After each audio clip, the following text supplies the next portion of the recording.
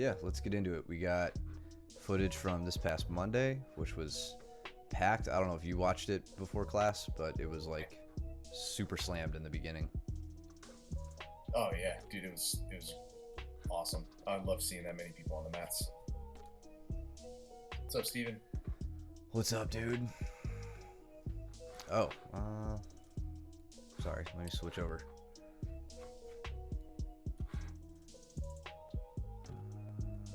There we go. Cool. So we got me and Austin. And then I think everybody decides to trickle in. Yeah.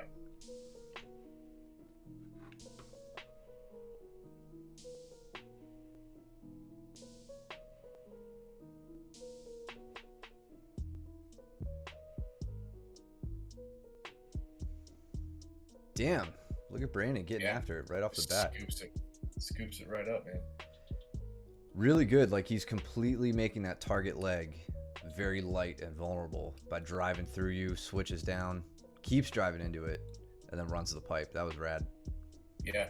And I know we had gone through this takedown like the beginning in the fundamentals class, but like one of the key fundamental pieces of running the pipe is driving that head in and continuing to get me popped backwards. So many times do you see somebody snatch the leg and just sit there like, like, oh, what am I supposed to do now? But no, Brandon's like active with the head, driving it into me and keeping me off balance the entire time.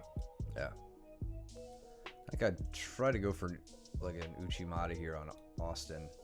So switching up to head and arm. Mm-hmm. Nice. I think after watching like some of Craig Jones's Uchimatas, like his no-gi that we've seen, something I was thinking about that I want to start trying is instead of, he actually doesn't even do an Uchimata. He does, I think it's like a harai or something where he doesn't go up the middle and lift with the leg to the hip like I'm doing here. He just blocks. He goes to the outside leg. He steps past both of them instead of between the two of them. He does both, and yeah. Craig calls out the difference between the Uchimata and the harai is the harai he goes for when he has both head control and far arm control. So see how you have head control here, and I can't tell if you're grabbing wrist or not. What you're doing with your I got the tricep. Yeah, you have that. So technically, with this one, you could go harai. Yeah. But he says that Uchimata you can do without the grip on the outside, on the tricep or on the wrist, and the harai you have to have control of both. Okay. So you see how you're putting your hand down on the mat? Right. So I didn't stay with it. Yeah. That would have been what he would have considered to be like not the harai setup, but the Uchimata, which is what you went for. Yeah. Your leg is between the legs. Cool. Yep.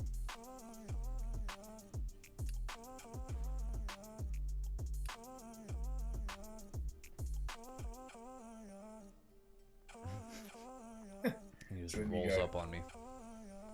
Oh, damn. Yeah, I watched this sequence. This is really cool what you did here by basically keeping the leg. So I want to call this out because I don't want too many people thinking that they can do what you did and not get caught. Yeah. But where your left hand is very important. So your left arm is in between his legs, of course. But I don't think if you were fully extending your left arm out and up, then you would be in danger territory. Mm-hmm. The fact that you have your elbow bent and down towards the ankles is a good spot, right? And this is also talking about like the power bottom, like the Craig Jones side of things. This is something that I picked up from him, is like you can't get caught in a crucifix if your arm is in the position that you're in right here, but it could if you were to reach the opposite direction with your arm and have it in the bent direction upward. Okay. Yeah, and like my greatest concern here was the triangle vulnerability. Yep. But keeping, I mean, notice how long I held on to that ankle before I finally was like, all right, I can roll up on him and get away. Right.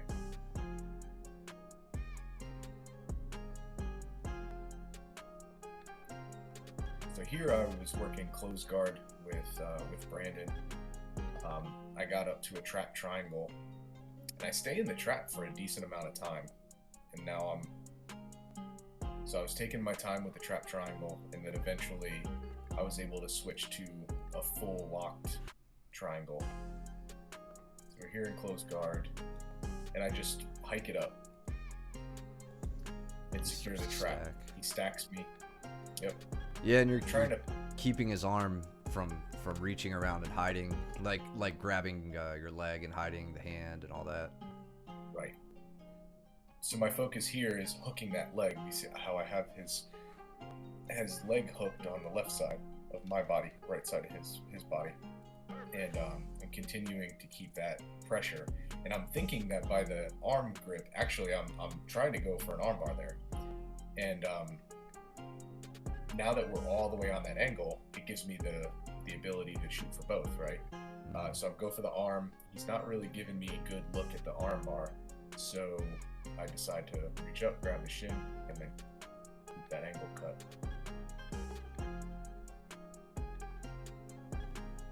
And Austin, I don't know if you're on here or not, or if you're gonna watch it later or whatever, but one thing that I did to finish the triangle, we always talk about cutting the angle to the side, the side of the neck, the strangle side, and digging for the leg if you can.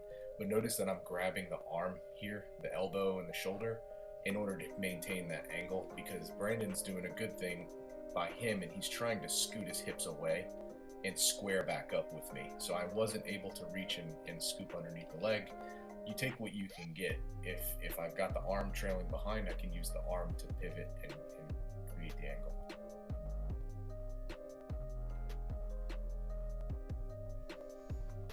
I don't know if you saw what Caleb did a second ago. He's like in a reverse mount. Not even in like an ashi position. Right. Just sitting up to that and then yeah, it goes into a cross ashi. Oh, nice. He's training with Duncan, right? Yeah. Breaking knees. I saw Duncan at the bookstore the day before, like 2 days before this, and I guilted him into coming. I was like, "Hey, haven't seen you in a while." Actually, I walk up, and he's like, "I know, I haven't been to class." He mentioned that before class, actually.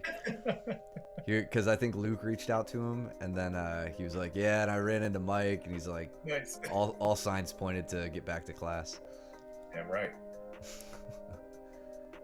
Let's see what happened with so Steven and Jason up top. Oh, okay. Got behind him. Stayed close. Okay.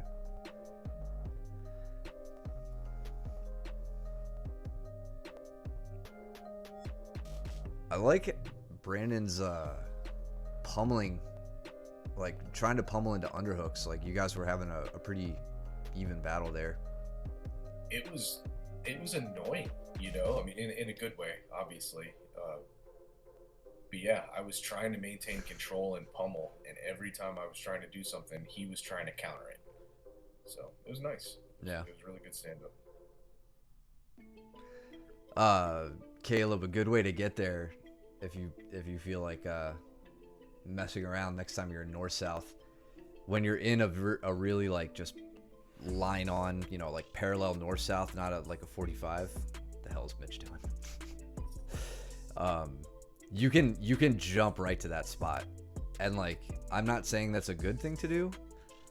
I think I did it I may have done it in this footage at some point later in the night, but it's a place you could jump to and actually hit like double knee bars and like some stupid stuff like that. Yeah. I don't even know what to look at right now. There's so much going on. I know. So we can point out one of my dumbass mistakes is what I just did with Brandon, right? So this is why if we go back right when I try and do this cowboy step over, so I wind up getting past the guard here. This is fine, but I'm trying to advance my position once I get back to guard. I was happy with this guard, with the guard pass. Yeah, I mean, you're controlling his legs, Mm-hmm. doing a little like cross step, like a crescent step around. Right. I was trying to work that this night, especially that was one of my goals for the night. But he comes back and he's really threatening a regard position, but his knees are pointed towards me. So I get cocky and I decide to try and do like a really simple step over.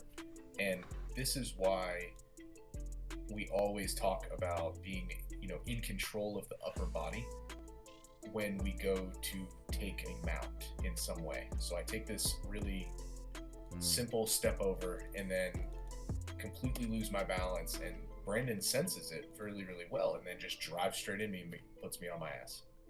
So this is regular speed. Yep. Boop. And I'm like, well, I can't fight out of that position. He had already gained hip height and head height on me. Yeah. So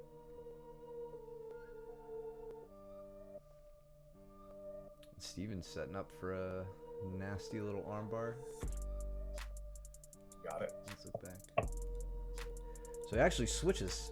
So from side control, oh man, nice little setup. So Jason drives in, elevation, little hook sweep, and it looks like Steven decides to attack the near side arm, which is great. Like that's a great spot for like a lat armbar, which I think is what he's thinking here.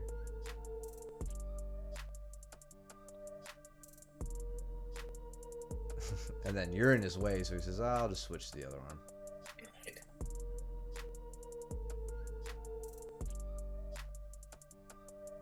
Does a really good job of employing the crossface leg to do, I would say, like 90% of the work, right? Mm-hmm. Watch what he does with that right leg as he extends it, like he gets the knee where it needs to be and then drives his hips back, heel back to the butt, and boom. One thing I would improve here is getting that crossface leg before falling to your butt, before your butt contacts the mat. So like right here, you're starting to fall. You should have that leg in place already, right? So you're still falling, going back. Jason could have beaten that, right? There was a chance there, and you can easily take that chance away. When you get here, like this exact position is where you should get your leg over the head. You're loaded up on this arm, right? You're putting weight on top of Jason and on top of your arm, which means your leg is light. In fact, you're kind of off in this direction, which means that cross-facing leg will be lighter. So that's the time to get that leg over. In fact, like I would try to finish an armbar from mount next time, Steven. Like next time you're here, see if you could finish it from mount and only fall back either because you choose to or your opponent forces you to, like just with a real big bridge or something. See if you can get everything in place without falling back first. And then when you can, you know damn well if you do decide to hit it, from on your butt or your back or whatever, you'll have it. So it'll be a good way to shore up that armbar and prevent that from happening, right? Jason's back coming off the mat, and almost getting out. If he pummeled his head inside the knee, you would switch to a triangle or whatever else. But if you can get that first one, you may as well do it.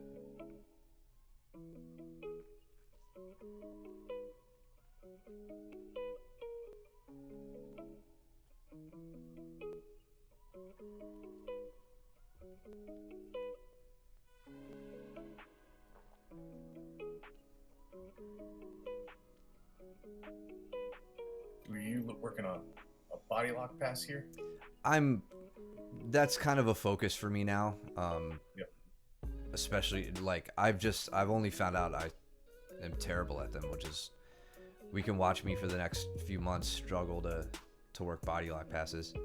And like I'm gonna work him against Austin. I'm gonna work him against Steven, Danny, maybe you, like just some of the smaller guys in the room. No offense to any of you, I know you all think you're huge.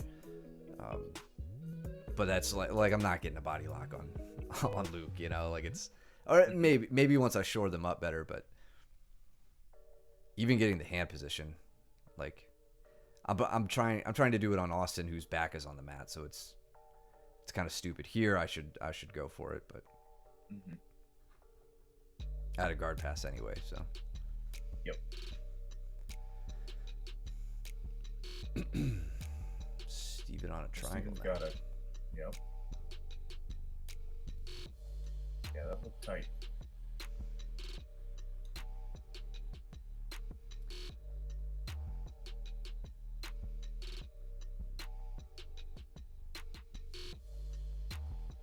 I think Jason just got a little like caught unawares there.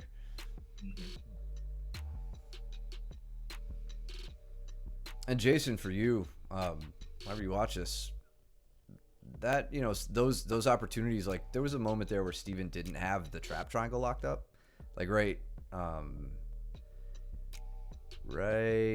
here, where is it? There, right where the leg, you know, where your arm comes out. This is an opportunity for you to do it like an over-under pass, right? Smashing Steven's right knee towards his nose and coming around this way, getting real heavy and pressure passing on the side. His legs aren't locked into a triangle. I know that's not something you could see, but you could probably start to feel that, you know, the more you're training and everything. Yeah, this is a perfect time for that over under. And then now, you know, you saw how long it took Steven to get up to a closed ankle position. So you had opportunities there.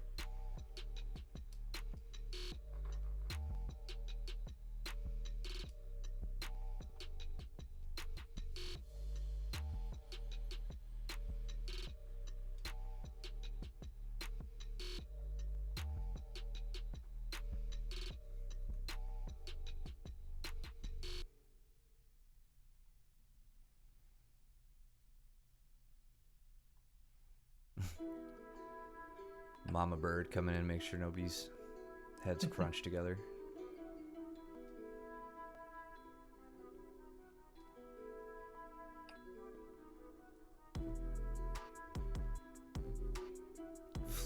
Look at Jason, you see, or Jason and Cole down here in the corner. Jason, watch this bridging escape he hits. Damn. I hate it. And that, it's funny because that could easily be turned into like a kipping escape. Yes. You know, right here, if he pulled his knee in, you know, Jason would have either knee. It doesn't matter. He would have had a leg entrance, right? And Jason, whenever, you know, if you see this, remind us. As always, you guys remind us if we give you any tips you want to work on here. But we could show you just how to like turn that mount escape from a regard, you know, or a sweep into a submission opportunity. And Steven with another hook sweep on other Jason.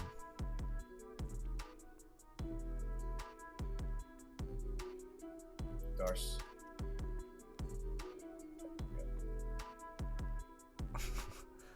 we had I think 10 seconds left, and I was like, all right, I'm gonna submit Austin now. And I knew he wouldn't let me get a good rear naked strangle, so I was like, all right, let's screw all of it, let's go to the armbar. Steven got a Darce off of that sweep. Yep.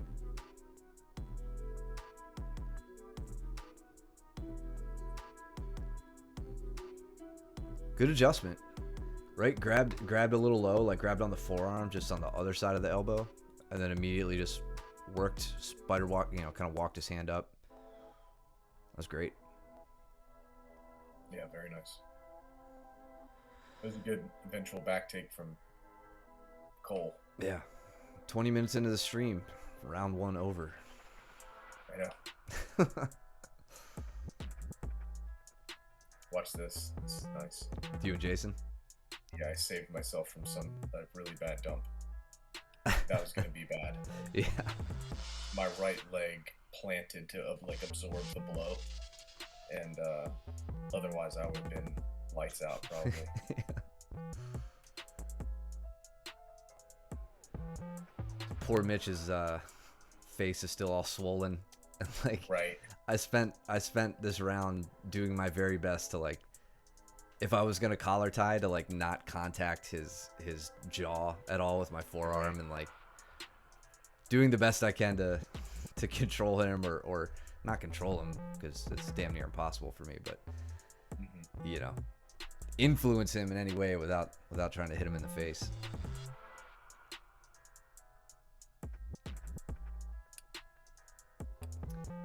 What just happened with Steven Brook? Oh, okay. Steven just pulls guard. Oh, damn. Yeah. Pulls guard. That looks so funny. Damn. I mean, got right under the hips, and then blocked that leg. I'm not. She tried to walk around. Yeah, That's what it looks like. that's got to be it. And then she couldn't recover that position. Great job, Steven, so falling to far. the side. Yeah. So far on that hip to where walking around was just waiting to get dumped. And just completely, like, this is a hilarious freeze frame. Just completely lost contact with the ground. Bam! Love it.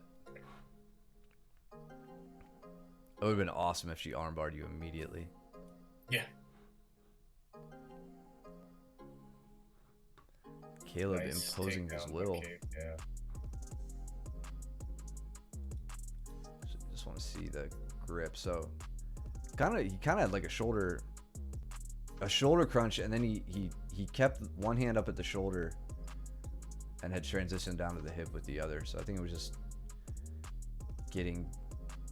looked like Danny was kind of like Brooke, like he couldn't recover his step once Caleb had blocked it. What's Mitch doing? Yep. Oh, dude, Mitch started baramboloing me. I'm like I think he just threw his first one at me. He did like 3 of them during the roll. So you watch right here. Yep. And he got me in one eventually. I don't see those often, so I didn't want to fight it I wanted to like let it go and see how bad of a position he'd put me in.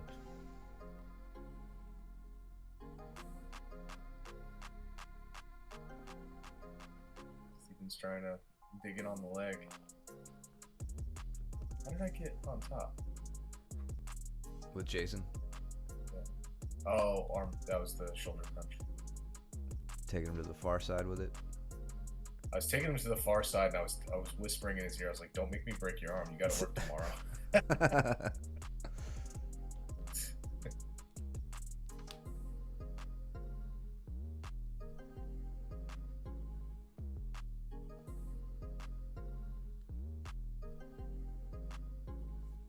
So Joe, I don't know if Joe's watching, but this is like case in point for the whole Kimura discussion that I think we had after class. That's how I got into this armbar position. Was from a Kimura setup from the dorsal. So I come around here, north south, lock up a dorsal Kimura, pinch my knees together, drive across the body or perpendicular to the body. I guess this, Steven, is kind of like what Matt is saying with the crossface. I prioritize the crossface leg in the armbar to keep Jason down. The explosive partners that we train with and stuff, that crossface leg is what keeps them in place. So I always do prioritize my crossface leg. And then from here, body leg comes over, and I can work on my grip break, which is damn near impossible. Yeah, I mean, you're like right at the elbow too. You're pulling. Yeah, now I could see the grip break happening better. You were just kind of like playing tug of war with him at first. I do that to keep tension on the hand. I always want there to be a threat of like, oh shit, I can't let go of this hand because then they've got the armbar. So I put tension on there. I actually grabbed a 4-finger grip on him, grabbed the knuckle line, and he switched. And as soon as he switched his hands, I scooped my wrist underneath his wrist and captured his arm. Yeah.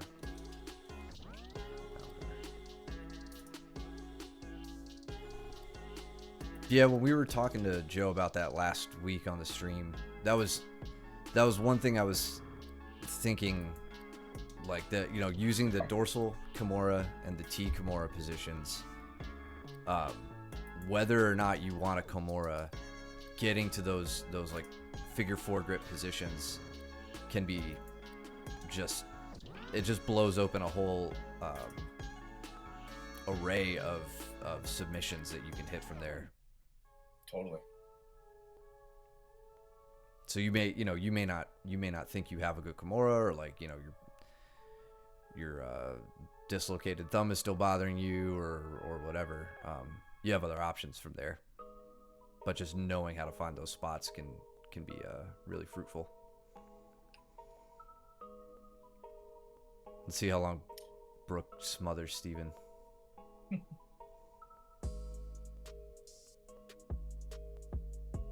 You know what's so Bertram and I had a good discussion yesterday about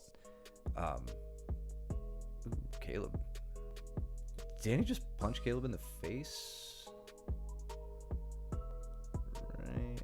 Maybe just kind of looked like there. I think it was a strong underhook.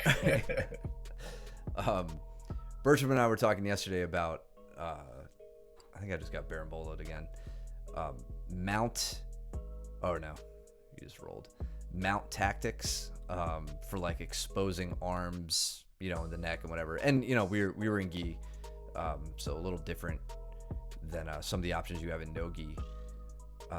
And this all relates back to Brooke in a second. But he was telling me how much more aggressive I am against him in a seated guard than when I'm in mount. Like when I get mount on him, I'm not throwing as much pressure, seemingly, as I do from open guard. And he started having me work really heavy with cross faces in the front, you know, really aggressive gi gripping tactics, you know, to start opening up elbows and arms and everything. And it just kind of dawned on me that gi or no gi, Brooke has had that advice being taught to her since she was probably 4, and that's why that's probably a big reason why her mount is as dominant as it has been for as long as we've ever trained with her, at least. It's so tough to escape. This body triangle she has on him. So Steven, yeah, that was me like body triangle's not 2 months ago, because I think we went through one stream where I trained with Brooke and she took back on me and I couldn't get out. Like there was no escaping. And she'll body triangle you from the front too. Like she body triangles from guard, and I hate it. Yeah. Yes, and then after my discussion with Mike was like, "Hey Caleb, come here, get on your back."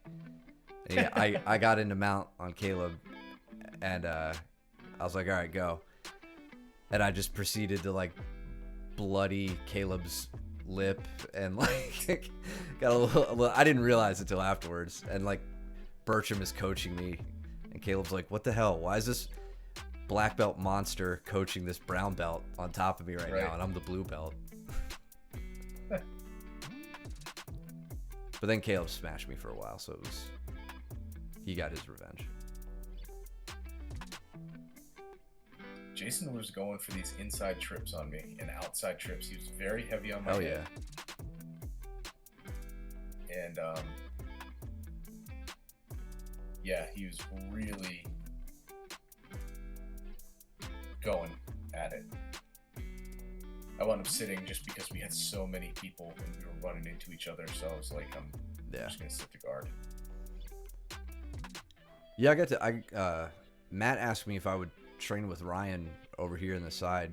I think because Ryan's still, this is the first time I've gotten to roll with him, which was nice to finally do. I think he'd been nursing that knee injury for a while now, I think so, yeah.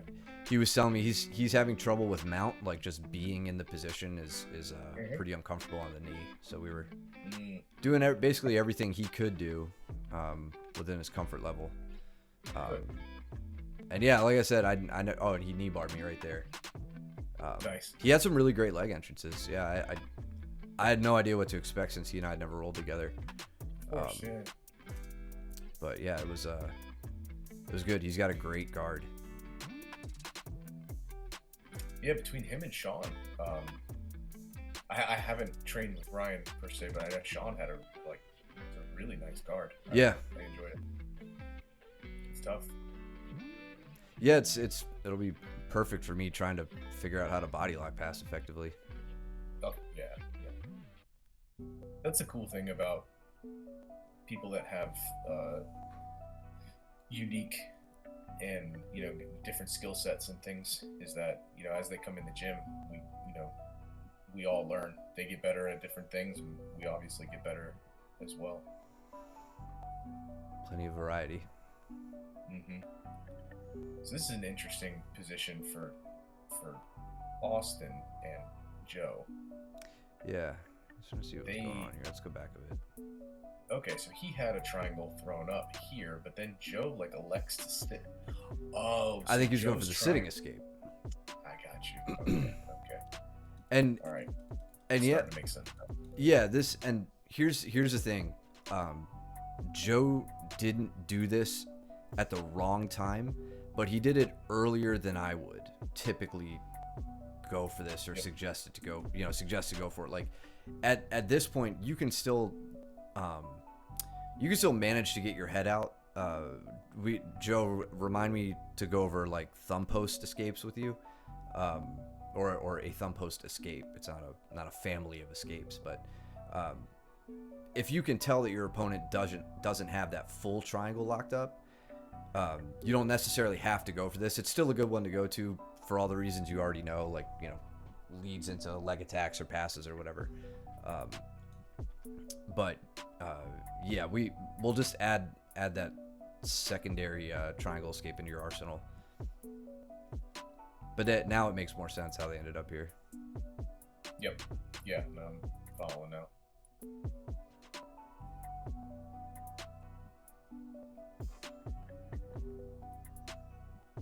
You and Jason just drilling something? Oh, okay. It looks like you're giving him how to get that foot out. The knee cut passes in general, what we were going over. Yeah. I was the last time we started to train, I think I submitted him very quickly because he knee cut passed, and then I just took his back and strangled. So I was trying to show him how to not give up the underhook and how strong the underhook is in that position. And if you can't get the underhook, then you don't advance. You should not advance, right? You need to call an audible, figure out what to do from there. Yeah. And then, Joe, I just want you to take a look at this when you come back and watch this, and think about the leg entrance opportunity you have here. This leg, it might be caught underneath both of your body weights, so it might be hard to extract at the moment. But a few frames ago, right here, as Austin turns up on you, I think you have an opportunity here for this leg to come to split his legs, and you sit into a cross ashigarami, which again, we can dissect this at class. But just an opportunity to recognize.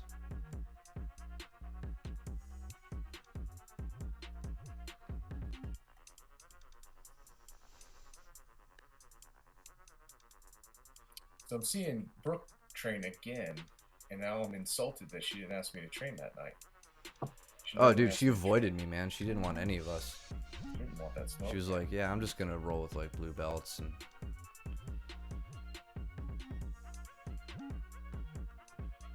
yeah, we'll see her later sitting on the side talking and not training, which I gave her a bunch of shit for yesterday. College kids, man. Ooh, Joe getting tricky. Look at look at this Kimura he gets. It's like a reverse Kimura kind of. In fact, not even a reverse. It's like a one-handed Kimura. Or no, I'm wrong. He switched. Oh yeah, he does. He does. Okay. Yeah. Poor Austin. We went over the finishes to the Kimura later that night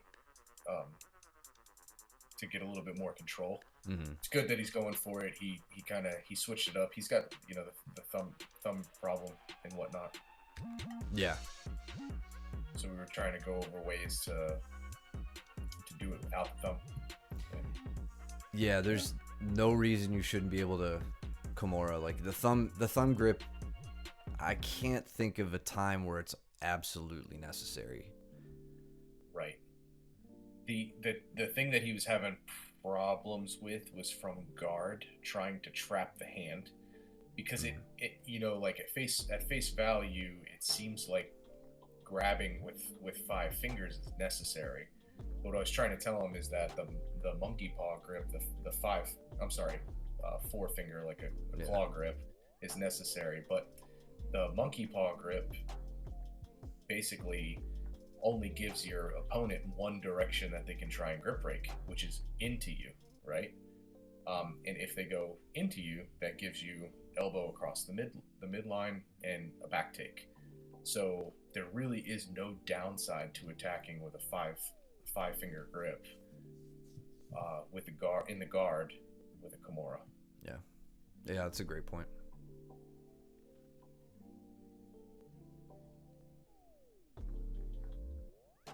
Yet again, Brandon trying to dig on that leg, using his length, but also using that off balance. Yeah. Like I think they just acknowledged that it was really close to being a snatch of that leg, so that's good. Yeah. Love it. Joe, get your hips up.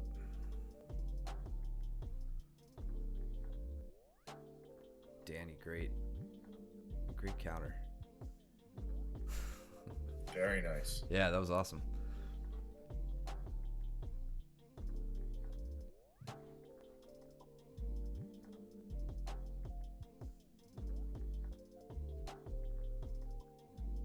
So we got Mitch and Matt in the background too. I know we're getting covered up with people, but that's always a fun role to watch. Yeah, absolutely.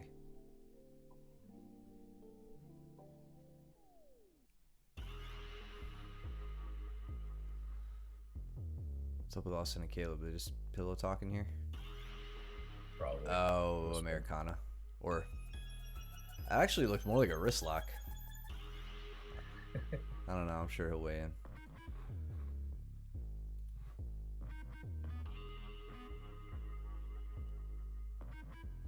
Is it Brooke and Duncan? Yeah.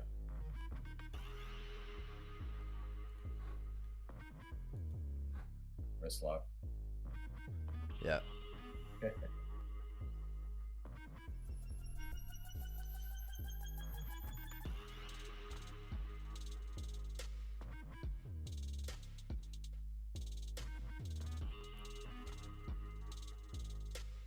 I was wondering if Brooke could roll through on that. I was watching Jason and Brandon down here. Okay. Let's go back for a second. Yeah. So Jason gets into the dorsal Kimura, and then Brandon rolls through. So Jason doesn't have the head and shoulders under control. Like he doesn't have the head clamped. Right. He's on the far side of the body, and then he jumps through. It's a T Kimura. Goes to the T. Yeah. Which was a good switch in my opinion, but now his right leg is trapped underneath Brandon. But that was a good transition into mount. Yeah. Brandon's not accepting. Beautiful, Brandon. Well done. Not accepting that bottom position. Maintains that wrist control so that Jason can't base out. So he winds up getting the left arm controlled. Nice. And then boom. Yeah, very nice.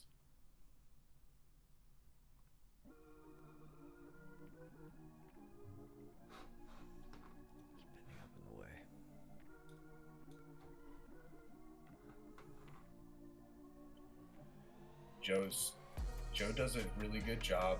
I really like at the start of it when I see somebody who's mounted going for the hip, right? Even when their head's being attacked and all of that, keeping their arms safe. Danny does a really good job. I don't know if this is a new thing or if he's been doing this, but adjusting his hip pressure and position based off of where Joe is trying to escape from. Mm-hmm. So he seems very natural and calm in that mount position, which is, I think that's something to be said about the progression, right, of someone. Yeah.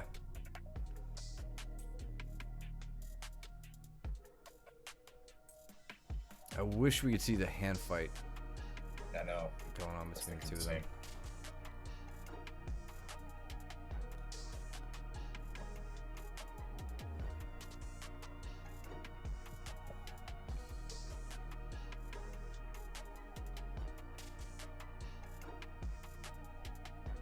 I was just thinking to myself, Caleb, that you should be going for that far side armbar, and that's exactly what you did, right? Like, so anytime somebody puts their hand on that side of your neck when they're in side control, you snatch that, put the elbow in, and you switched and changed over to the Kimura. I think that was a very good call.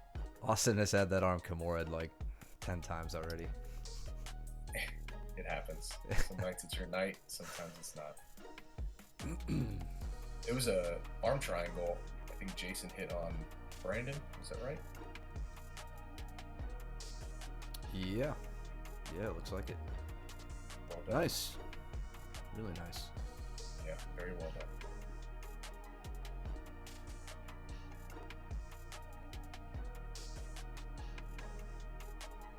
Yeah, he felt like he wasn't going to give you that arm, so you just went into the dorsal. I think that was a smart call.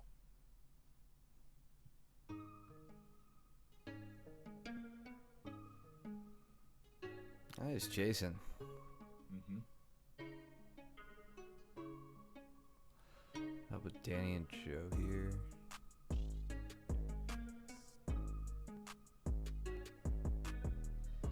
Oh, man. So Joe almost had like a sweep single. Mm-hmm. I think it looked like his knee kind of got caught up there. Right? If he could have cut that angle around, I think that would have been a lot more successful. Yeah, he needed to be deeper in on the leg, like more around the body. Yeah. Of Danny. Great attempt though. I mean, like good. Absolutely. Good job seeing it. It looked like he got a little bit off balance as Danny reacted, so he got put on his back. Yeah, man, Austin's he's not accepting much shit anymore, like, and it may seem like to anybody watching, anybody new or fresh white belts, sound weird to think about that, like who would just accept being put on their back, who would just let something happen. And it's kind of weird until you've done it. Like there's I know I've seen like Dan Hurt posts about it on Instagram, how there's like this almost a gentleman's agreement that someone's gonna just take top position, someone's gonna take bottom position, and you're gonna fight from there. Right. And it really, in a lot of ways, that can be a conscious choice, just like choosing that, well, now I'm going to defend this armbar. What you've really done there is say, I have accepted that I'm getting put in this armbar, and like you switch into, all right, how do I get out of an armbar, instead of thinking, how do I get out of this position that is imminently going to lead to an armbar. Yep. And when you can start getting that granular with your choices, it can be pretty helpful. Yeah, definitely. It gives you a more it's like an easier troubleshooting manual, right? Like, because you can kind of define it in smaller chunks. So yeah, just want to call out, especially since Caleb is in the chat, that he dropped my ass like a wet rag early on in this thing. We don't have to give him credit. Watch. So he gets this overhook on me. I try and bully him. And then he just drops me. Like, you And remember? I'm like, oh, I guess I'm going over. Remember how much bigger I am than you? I'm Pat like, and I yeah. had a. What was that? I'm like, yeah, I'm strong. I can do this. Nope. I'll stand up, right? Yeah. Pat and I had a nice little dance here for a while. He was very difficult to take down. I'll be honest. I've never seen him do stand up before. Starting so I'm up. actually, yeah. I think you're right. Yeah. Very happy. This is great. Maybe it's just because I'm tiny. And he's still kind of maybe getting used to the gym, right? He's I guess he's been here for a few months, but maybe just getting more used to us, comfortable. So yeah, after my foot sweeps and a little ankle pick attempt and a bullshit Uchi didn't work, I'm like, all right, let's try to get behind him. Mm-hmm. He almost had me there with a trip. Mm-hmm. But that was nice. Yeah, I was like, all right, because I didn't think that I could get an arm drag on him, because I felt like our hand fighting up to that point, it was kind of just two guys playing T-Rex arms. Mm-hmm. So I wouldn't be able to pull his arm away and get any turn out of his body with it. So it was wait till there was the trip. It was wait till he gets the collar tie on me and then try to hit a duck under. And then he started reacting to the point where like I could not fully get behind him. Mm-hmm. And we circled and circled. I can barely take credit for that as a takedown. I didn't feel like I got a trip on him or anything to really seal it. Yeah, but I mean, I think that's also the credit of just like running the pipe on somebody, right? Like it's kind of hard to tell who lost balance versus who took the person down, right? Yeah. So I think there's the credits there in terms of you were very persistent with it, and it may have just been too much to continue to stand. Yeah, and it also kind of goes to that previous point of accepting that you've been beaten in a position and then just choosing to play your bottom game. Is what that may have been what Pat was doing there.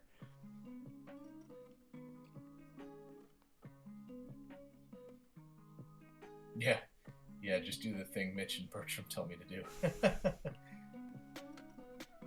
On somebody who's a foot taller than me.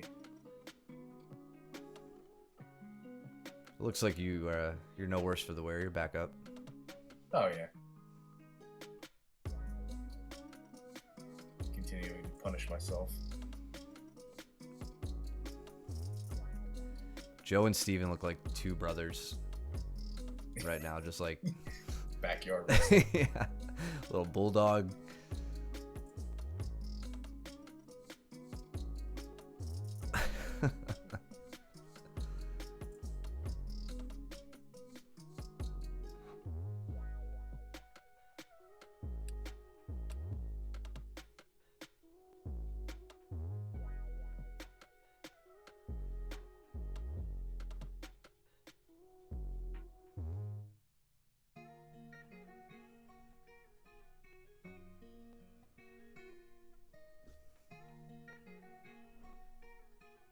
We got Matt and Cole training. I think that was Matt trained with Mitch before that. Mm-hmm. Cole. Cole almost looked like he had an opportunity to elevate him there. Like Matt was a little loaded up, like his hips over his hips, but he adjusted immediately. Yep. Ooh, all right. Let's back this up with Joe and Steven here. Step over for the triangle.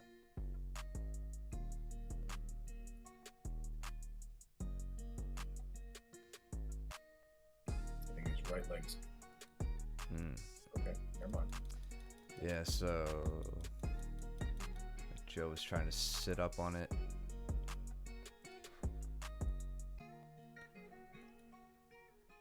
See, Steven's got that wrist grip, like he likes to he's taking that wrist grip, and I want to say his next position is his elbow inside of your elbow, right?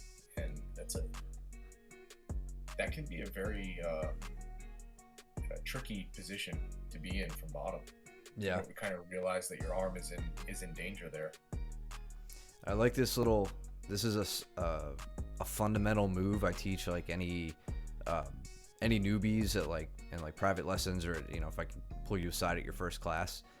The reverse shrimp, where you're not pushing your hips back in a, like, you know, towards your rear, like in that direction. You're pulling your hips in front of you, and you can watch Steven's, you know, with a before I get ahead of myself, with the standard shrimp, you use your top leg, you plant that's what lifts your hips off the mat, and you shove your hips back. With the reverse shrimp, you're planting your bottom foot, and you're kind of pulling yourself forward and shifting your hips, you know, your butt more towards the mat, like to more of a supine position. Steven extends his leg here, pulls his hips forward, and switches his hips, allowing him to get that angle to get the leg over the head and then finish that armbar. So super quick move, really subtle, but just a critical fundamental move that everybody should have at their disposal.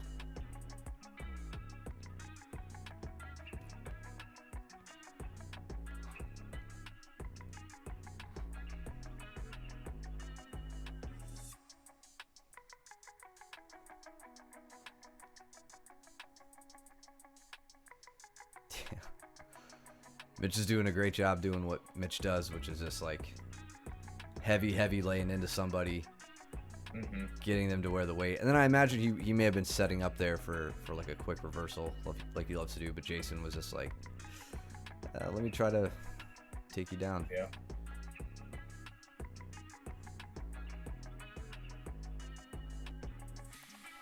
Steven and I immediately starting with mercy grips.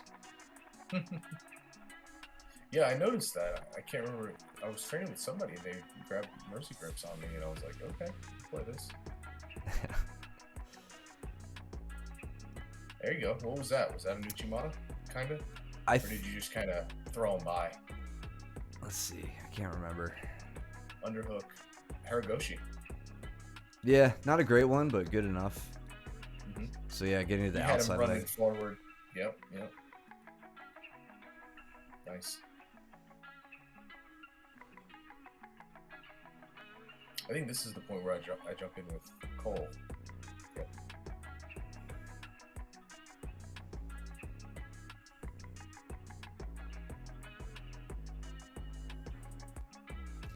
Steven and I have just been having like really like some super fun, really dynamic rolls like these last couple of weeks.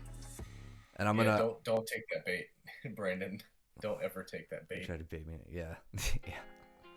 Never. I'm gonna highlight this with Steven just because I said I would. But the reverse De La Hiva, or I'm sorry, just regular De La Hiva sweep. He was like, I can't believe that happened. That was so embarrassing. I'm like, yeah. But he got right back up. Me breaking the rule I've been repeating endlessly about sweeps not ending when your opponent hits the ground. They end when you get up, and he beat me to getting up.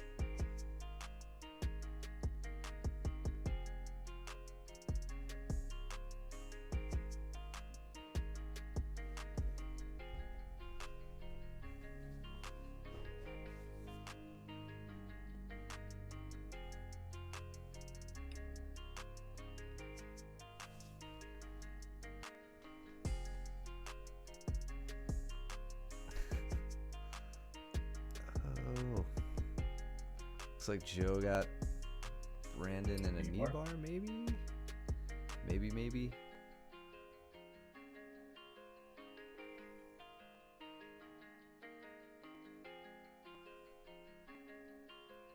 Brandon seems very composed in that. Oh, he got his leg back. No, his leg's good, right? Yeah. Or is that Joe's leg? I can't tell. I think Joe has like an inside. Oh, he went for the Kimura again. He said that he was hitting them. So there he switches to the Kimura. Mm-hmm. Okay, nice.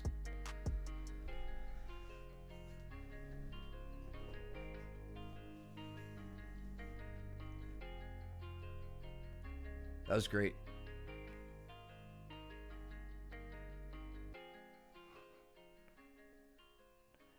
Sometimes you just have to go back to some simple, like, 101 entrances.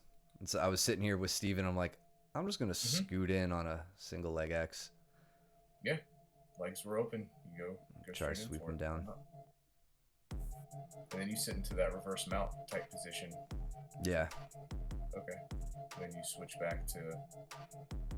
Yeah, I didn't get up to, like, the reverse ashi. Because Yeah. he wasn't getting down. Then you went into 50-50. Now you're switching into cross ashi. Digging for the heel. I got him there, too. He tapped 10 times. Nice. No, I'm just kidding. We reset.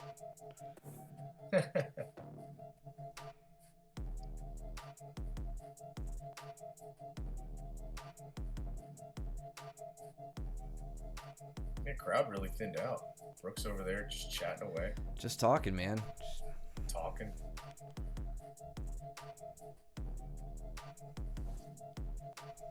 Oh, yeah, I forgot. I had, like, a really, really deep guillotine on Steven for a minute here. Like, I think we end up back in it. I thought I had it. I haven't guillotined Steven since, like, I don't know, maybe the first few times he doubled me. Right. But even in mount, I was like, oh, I might have this, and he fought on. I think right there he said it was super close, but it was an exciting moment.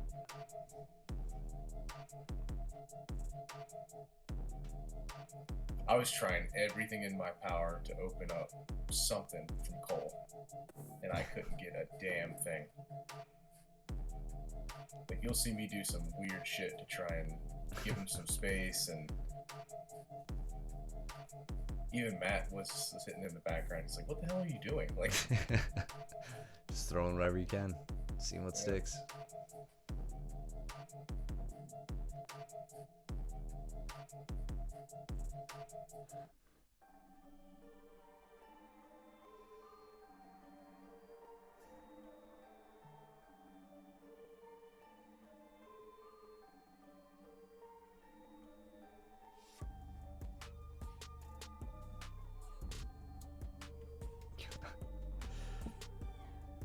Almost had a knee bar on me. Let's look at Joe and Brandon here. there's a go behind. Yeah, so yep. So Brandon working back up to turtle. Okay. Mm-hmm.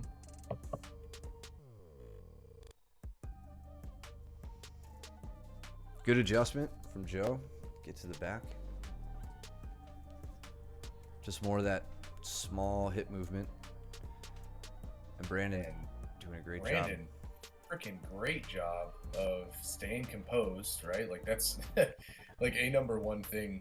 I feel like when you're in a shitty spot, staying composed, I think, is like the number one thing. And what are you doing?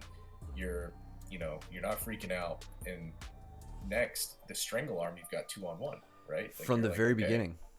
Yeah, he was controlling that.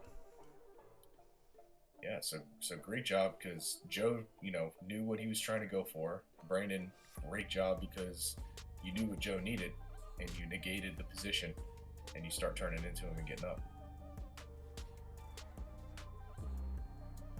It's great. And now he's behind. Oh, no, it wasn't behind. Just a weird angle.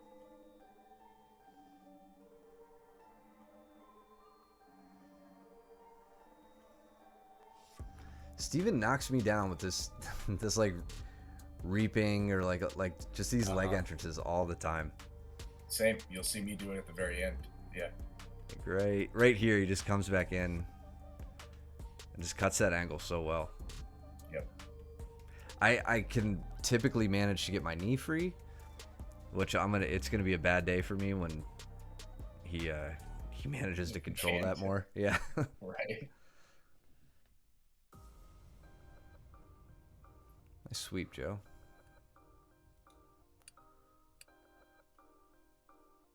I feel like Joe's super comfortable in that butterfly position. Like that, especially tonight, we've seen that working for him really well. He's strong there, you know? Yeah. And he's using, like, he isn't using strength. Like, he's strong there in that he's proficient. Yep. But he's not using strength to finish us. Like, he's falling all the right ways. Even, I guess one thing he could try here is getting wrist control on Brandon's left arm. Not that he needed it, because he took him kind of over the shoulder, right? If he was still taking him this way, directly to the side, that it wouldn't work. Brandon would base out, but he gets him going up over that shoulder. Yeah, it was really great timing. You were coming into him too, but he's gotten really, really proficient in the butterfly position. Yeah, strong was the wrong descriptor. I meant. Oh yeah. I know what you meant. Yep. So Jason thought he was going to be thumbnail for the week.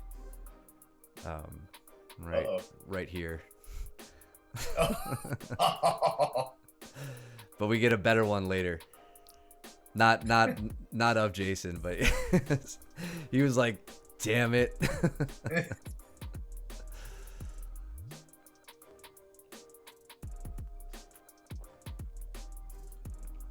Oh, did Austin and Ryan train?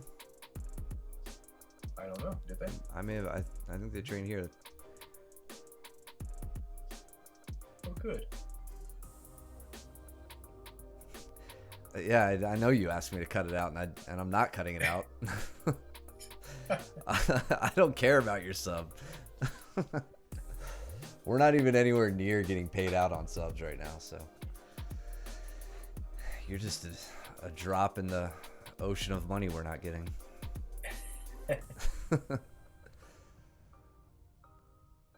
I'm just here because I love humiliating you guys. What's up, Joe? What's up? We're gonna have to stop saying nice things about you now that you're here. Oh man.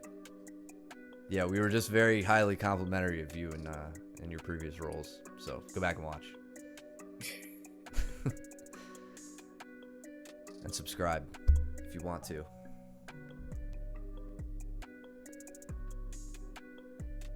So I'm training with Aaron, and Aaron is very strong. Yes. When he didn't want me to advance, I wasn't advancing. Like, that stiff arm that he had on my hip, I can normally get rid of that fairly easily.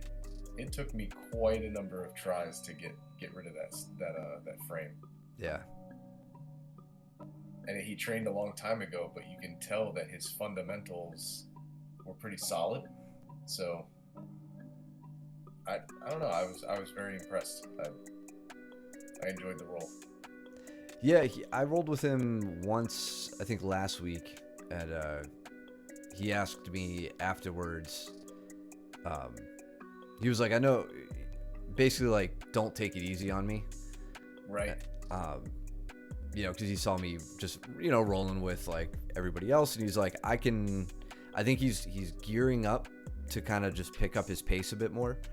And like you and I both, and all the other upper belts, we're always down to train to the speed of our opponent. So that's what I was doing with him, and it was more of a passive, flowy kind of roll, and he was just like, "I want you to roll harder with me." I'm like, "Oh, good, can do." So I haven't gotten to yet, but yeah, he's. I'm excited to watch his progression.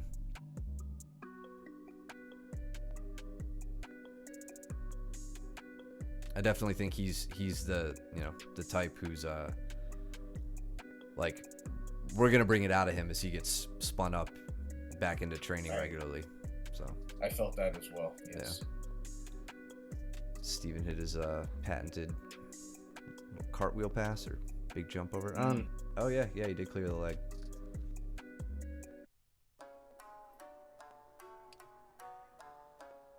Yeah, I know. Like, I don't know if Cole will be happy with me saying this, but I know he's been dealing with that hip issue of his for a while now. So I know by the end of the night it was really bothering him. So he's doing everything he can from a position where he doesn't have to use his legs too much, because it just aggravates that like nagging injury. So I think we smash him for the next few rounds, but it's largely because his legs weren't doing him any favors that night. Yeah, injuries are never good to deal with. Yeah, and just it's almost like you want the bigger injuries that put you off the mat and don't let you train, versus the small nagging ones that feel better and then you train and then they hurt again. You take a break, and you feel better, and you train and they hurt again. Yeah, discipline comes in different forms, right? And like I think we have discipline to where we feel bad when we don't train, or we feel like we're losing out, and you know, it should go the other way. We should be disciplined and say, oh, I'm injured, I need to stay off the mats. Yeah, or modify what you're doing. Right. So I don't think we spent too much time looking at Ryan when I was rolling with him or in any of his previous roles, but he really likes De La Riva. Like De La Riva and reverse De La Riva. Like he used like that you know, the De La Riva back take where you end up getting behind them completely, reach up, pull them down. And look at this little leg entanglement he gets with Austin here. Now Austin could square up, right? Which I would highly advise him to do. But like, just watch how Ryan adapts to this.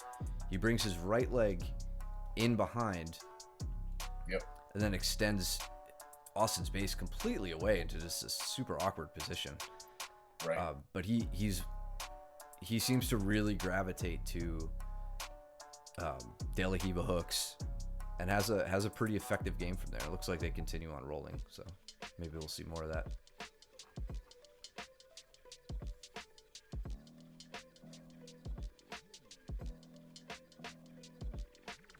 Oh, they might be going over it themselves. Yeah, I was gonna say that's Steven getting the jump on you, man. Yeah, he was trying to get the jump on me. Sitting to guard, psych. Yep.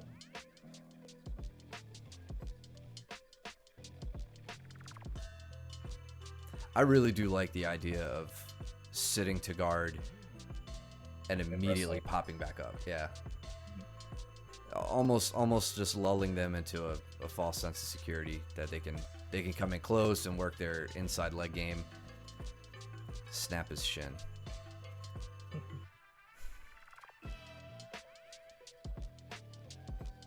Yeah, so I've been watching Steven for the past however long that I haven't trained, about a month, rip the Ashley leg, like the middle leg, out from everybody, like out from in between everybody, and then counter attack. Like here?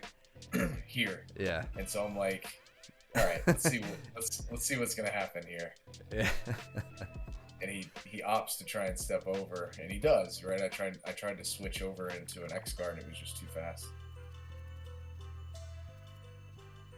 That's I think the key to a good leg player is that you have to know when you need to exit and reset. Yeah. So many people get caught up in the I've got to fight and I've got to get into the leg entanglement and, you know, go tit for tat, and yeah, it's not true. Yeah, you should always have options. Yeah.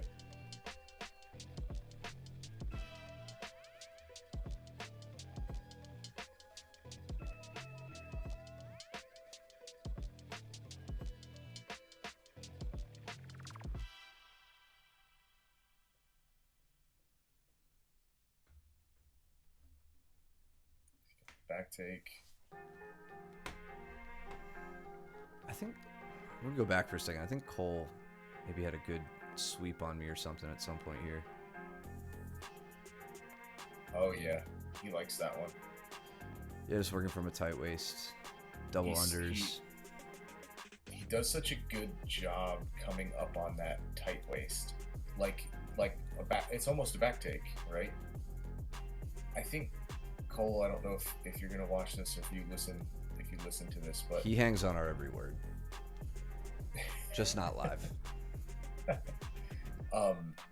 I'd really like to see you working up for a back take in these types of scenarios. You have an underhook on Matt, otherwise you wouldn't be able to reach through his back like that, right? Like, and I think you would be killer from a backside, like from a back perspective. Yeah, I mean, I guess a good mental framework, or like a kind of a rule of thumb there, is where you have an underhook, you are inches away from a back take very often. I mean, like, case in point. Now whatever here, he opts, he gets double unders, heists his hips up. So effective, got a sweep and got into a great position. But yeah, for as deep as he had that, that was really, really a good opportunity. I just recalled there was another moment here where he and I were rolling. He tried to do his double overhooks on me, and I stood up and ripped out of it. And if we're not there yet, I'll wait for it until I go over it. But you'll see Steven do the exact same thing on me here shortly. So I think I pointed out to him here. Yeah. So here's what I'm telling him. I paused to tell him this. Let's see if I can catch the right moment. So here, I'm like, we've seen his double overhook game at this point, right? He's been playing it a lot lately. So he starts to throw it on me, and I say nope, and I slink up and out. But look what I do. Like, that's just totally, it's bad for me. It's great for him. I have completely postured up against somebody who is an inch away from wrapping my legs up. Yep. Right, so he's in a prime spot to wrestle up, and not just, I'm not throwing that out there as a concept. Like, he could double me very easily right now. My legs are close together, right? He could hug my legs, turn. He's already turning to his right. So if he just kind of got like a wrist to wrist around my legs and kept turning to his right, I'm going down with like zero fight. Like, it's going to be super easy for him. So I was telling him, if you're going to play that, that game from the seated position against a standing opponent, look for those moments where they're reacting drastically by pulling themselves up. A standing opponent is opponent with no defense on their legs, right? Their defenses on their legs can't get any further away with the standing posture. So keep that in mind. Any of you playing any game like that, if you're that close to your opponent, especially if their legs are as close together as mine were, you're ripe for the picking on takedowns. So you said Steven did that to you at some point? Yeah, he'll do that here shortly. I think after I get out of the back. Turtle up. He takes my back.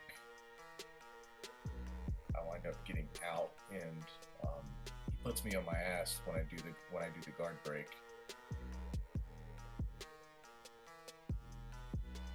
Bertram crossed his ankles up on me yesterday from being on my back, and I tried with everything I had to break his ankle. And he finally rolls up on the mount, and I'm like, was your ankle in any trouble? And he goes, no. I just proceeded to smash me.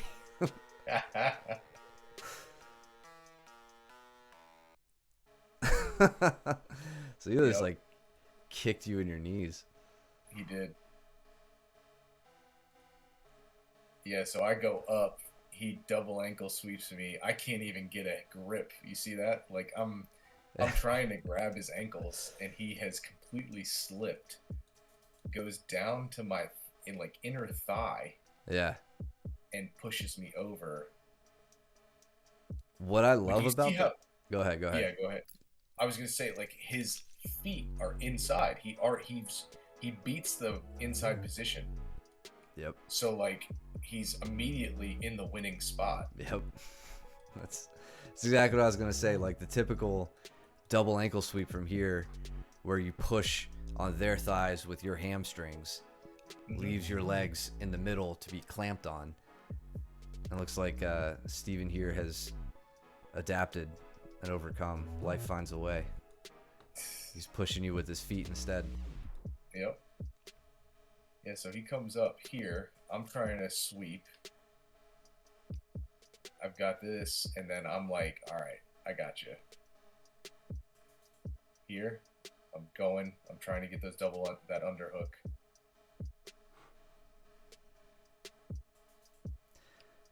Before we get too far away from it. Oh yeah, yeah. I'm thinking about it. A good question to ask yourself with like a variation on a move like this is what's the trade-off? What are you gaining? What are you losing?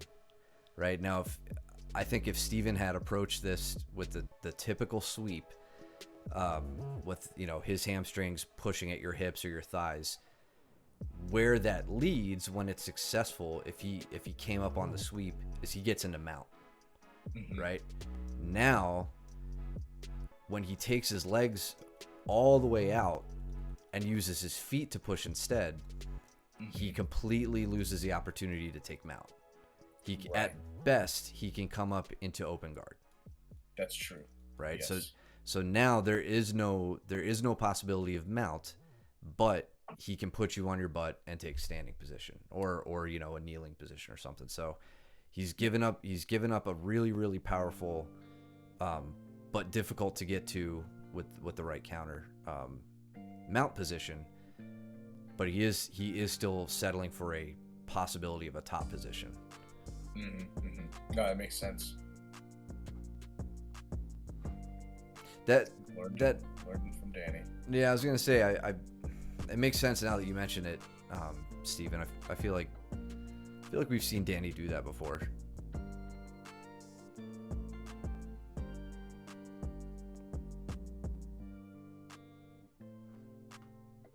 Danny was smoking me in pass sweep submit on Oh really? on Monday too. Yeah, we were just working from half guard. I gotta go to an advanced class. You should try it sometime, man. I just go to fundamentals. That's where I get my game. My game is just fundamentals.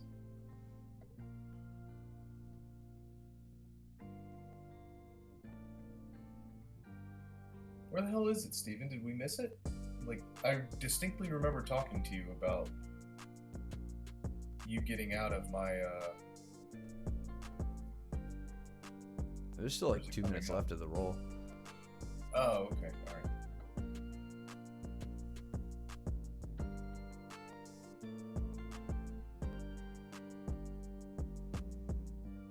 I like how he's trying to spread your base out there and make it difficult for you to like get planted. That was very very good. It was something that a lot of people don't do to me. So it was really nice to feel that. Brooke definitely didn't do it to you that night, sitting over there talking. I know, right? Just talking all night. That's what they learn in college. Just talk about shit. So I thought I had this, and he was not having any of it. He just shook it. He did that to one of my triangles earlier. He just yanked right out. I was like, get away from me. I felt dead after that. I was just like, my jiu-jitsu sucks so bad right now. There are fewer things like more degrading than or like not degrading, but just like disheartening than just having somebody just stand up and pull themselves out of your triangle. Yeah. And you're like, do I even have legs? Right. What are they used for? I was going my stubborn ass. I was going back for it. Yeah, you went right to the same setup. Good roll. All right, so I don't know. Maybe I imagined it.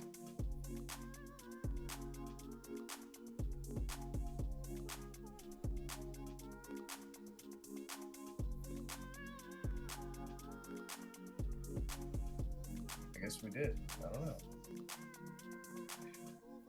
Maybe it was really early on in the match, but we'll have to look for it. But it was the same. It was like the same thing that you did. You just like limp armed out. Yeah. With the double overs. Okay. We're gonna see my favorite takedown of all time. against Caleb here in a few minutes. Because I didn't clip it out. Because we do this shit raw.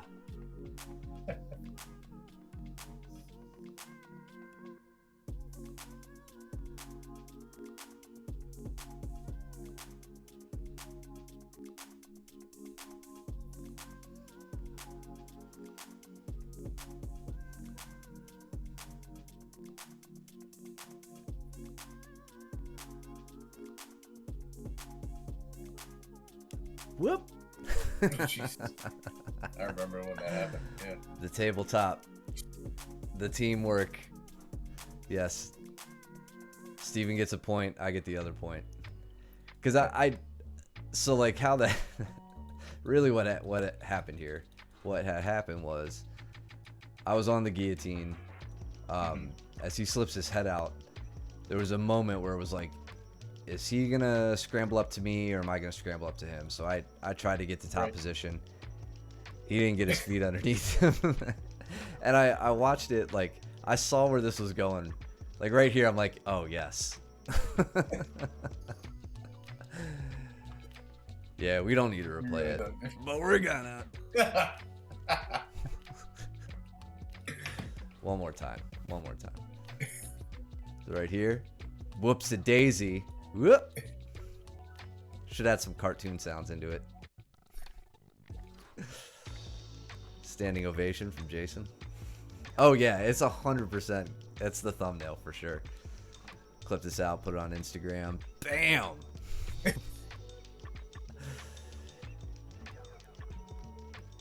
Hit him right in the ego. Can't get your big ass in an emote. You're a little bigger than 12 by 12 pixels. Oh, dude, that'd be a good emote. And then he slammed me into the wall. We'll replay that too. We'll give you a replay on that. Because it was actually good. Like, it was quite forceful and deliberate.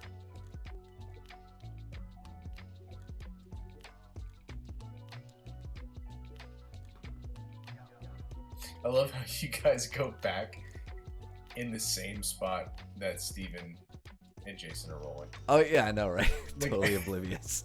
Make them move.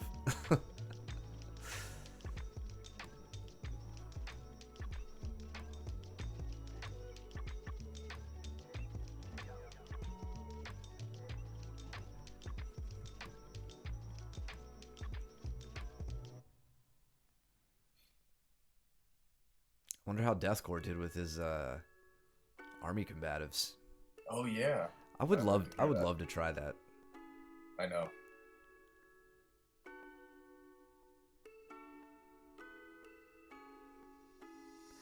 All right, Jason. You're doing some good kind of, I don't even want to say tricky shit here. You're muscling through this a bit, right? And it could be a little bit more smooth, but I want you to recognize what you're doing and where the opportunity is. So, doing a great job controlling Steven's leg. Right there. Your knee needs to fall in immediately. You clear that path for your knee, because that's what you're doing. That's why you're trying to control that leg, so you can start to cut in and close that space. Steven's top leg here, let's draw an imaginary line. This may still be in your way a bit, but you've opened up the path for you to drop this knee to the hip, right? So when you're controlling legs like that, remember why you're doing it. Look for that space and catch it as soon as you create it, because Steven's not gonna let you have it. See how he keeps pulling his foot up? He's gonna do his best to keep that leg in. So if you're controlling the legs like that, be mindful of the space you're creating and use it when you get it.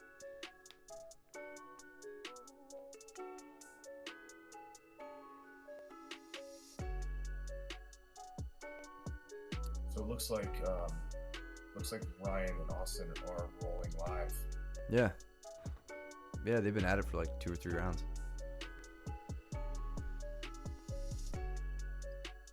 It looks like Ryan's feeling comfortable enough to like work from mount, I guess. I don't know. Mm-hmm. I don't think he can sit his butt towards his heels too far. I think that puts a bit too much strain on his legs. So he might be a little light on the hips there.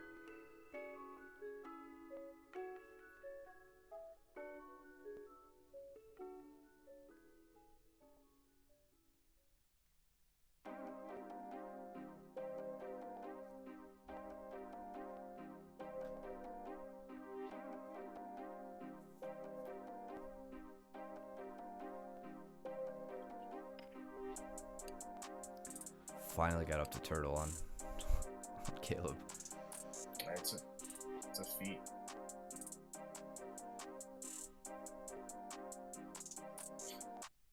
Caleb's very heavy on the hips when he does that. Yeah. Oh, okay.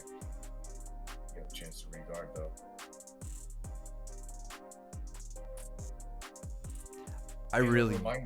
Go ahead. I was just gonna say, remind me to go over some more entries from turtle into the back, more controlling positions. Sure. I was gonna say I use probably more with Caleb than anyone. Sometimes with Luke if I can. Using the front headlock really as control for an escape. Like right now I'm on my butt, and Caleb's got like he's pretty effective with me with his body block passing, or controlling the legs, stepping around, working his way up. So when I can get his head under control like this, even though I know I'm probably not going to get a guillotine out of it, it gives me a chance to extract my legs, get my hips up. I try to take the back, and then I tried something. I've always just been kind of curious about that move there. If you could like pull into a triangle, or even like a rear triangle. Let's look at it while we have it.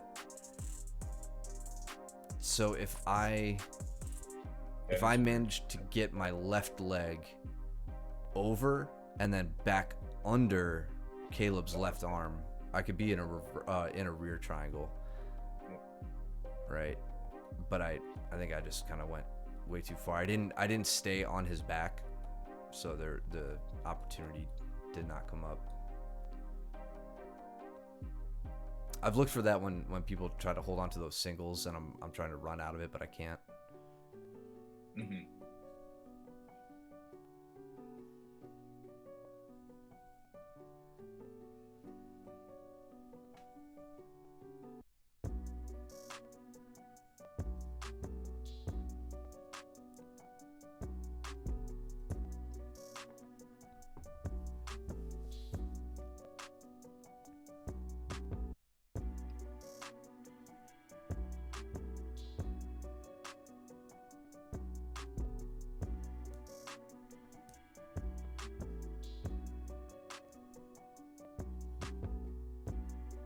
Jason's got a hell of a bite on Steven's leg there.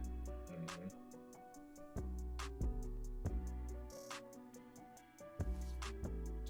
Good work from Steven there right at the end. Since we're on half guard week, you guys should be finding yourselves in these positions, working them. Jason's holding onto the leg, making it difficult for Steven to get his pass, but Steven's done a great job of isolating or getting head and shoulder control here. In this case, even better, because he has his head on the underside of Jason's arm and can use his back to try to open it up rather than just an underhook. But once you have that, if you can, control your opponent's head and shoulders, you're only a few steps away from a full guard pass, whether it's side control or to mount. We can see here Steven uses that control to then start working to get his knee free. Once he gets his knee free, he was fortunate here. He had a pretty good pass to just get his ankle free, and then slapped over right into mount, right at the buzzer. So good stuff all around. That was a fun night. I was happy to be back on the mats. That was good. Yeah. Good stuff. All right. Thanks for hanging out, everybody. You know the deal. We'll be up on YouTube and all that good stuff. Support us here. You could follow us if you haven't. Subscribe. Use your Twitch Prime. All that good stuff. Thanks for keeping the chat live too, everybody. Yeah. Appreciate that. Yeah, we always do appreciate it. Either the questions or making fun of Caleb, it's all important that you guys chime in. So, yeah, bring any questions you have to class. Joe, go back and watch some earlier stuff. We talked a lot about like the Kimura and everything too. Fight hard, pull guard. You. Right. Yeah, so we'll go over everything you guys want. Just remind us at class. And yeah, I think, didn't Luke say, am I teaching on Saturday? I think I'm teaching this Saturday. Yeah, that's right. Yeah, happy to do it, Brandon. Thank you. We're just stoked you guys keep showing up, because you know, you could get enough of us during class, I'm sure. So the fact that you join us on your Wednesday evenings as well always means a lot to us. Yes. Caleb, take your submission, shove it up your ass. Don't need it. Thanks, Brandon, for subscribing, because that's why I don't need it, because Brandon just did. Yeah, anyway, show up tomorrow. Get on the mats. We'll see you guys this weekend as well. Trim your nails, do your laundry, don't be stinky. And we'll see you at class. See you tomorrow. Later.